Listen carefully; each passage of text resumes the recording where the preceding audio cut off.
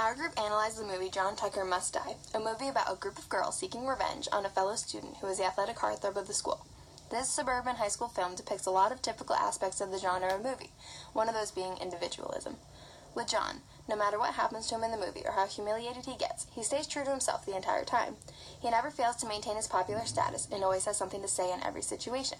From the beginning of the movie to the very end, we can see that his ways will never change, no matter what the world is throwing at him. Kate starts the movie as a shy, intelligent nobody, but conforms into a mixture of other people throughout the movie in an attempt to have John fall in love with her.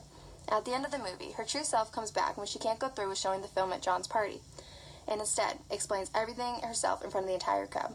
Her guilt took over, and she finally had to go back to her morals and come clean. In suburban high school films, it's usually centered around a relationship with a guy. The female protagonist will not be satisfied unless she ends up with him in the end. When Kate leaves all her drama, makeover, and scheming behind, we see that she is back to the Kate we saw in the beginning of the film. She is a true testament of what expressive individualism is, rising above the rest to compete for your true self. Beth, one of Kate's friends, is hinted as bisexual. The mother walks in and Beth says, "Wow, your mom is hot." Kate is used to people saying her mom was attractive. However, all the girls seem to be popular, and it's against the norm to show any hint of being gay. Another scene, Kate is waiting for John to get to the car. She suspects he'll want to kiss her. Beth shows up at the car and shows Kate how to kiss someone. They kiss for a brief moment and then get caught from a boy whom they call a perv. Although it may be normal for gay couples to kiss in public, the two girls are supposedly straight, so being caught by someone is embarrassing and disgusting. When Heather, Beth, and Carrie try to be John to help their friend Kate, although they're pretending to be the guy in the situation, their behaviors are again a comedic version of a gay relationship.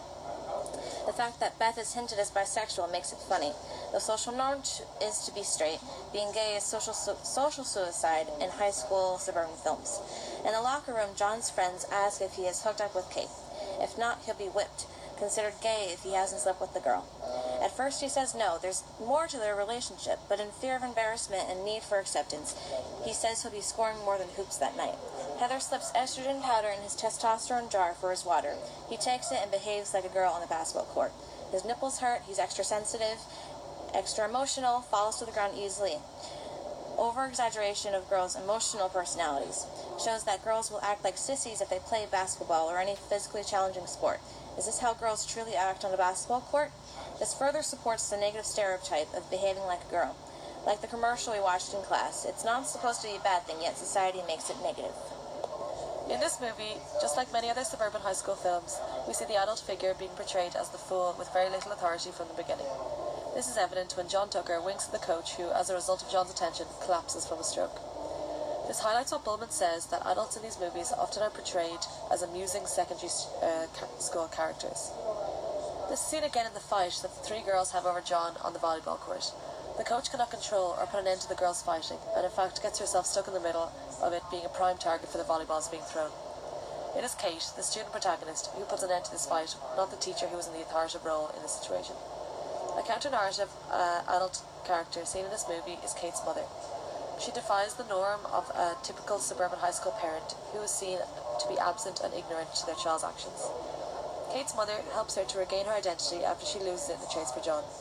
This argues Bullman's point that adults are not required for middle-class suburban students to discover their identity. And really, academics was highlighted through gym class, detention, basketball, and academics were really focused on there because of the coaches. And coaches were really the only real teachers highlighted in the movie. High school genre typically ignores academic achievements. It focuses on high school as being a primary space for their social activities.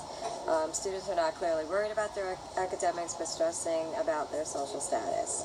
And a lot of that has to contribute to the characters. They already know that they're going to be graduating from high school, and so they're not really focused on academics in school. They just go through the motions of going to school and really focus on their social lives.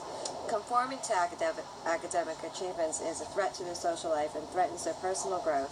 This is very much an example of their self-expressionism and achievements of one's own identity, and they don't prefer to focus on their academics.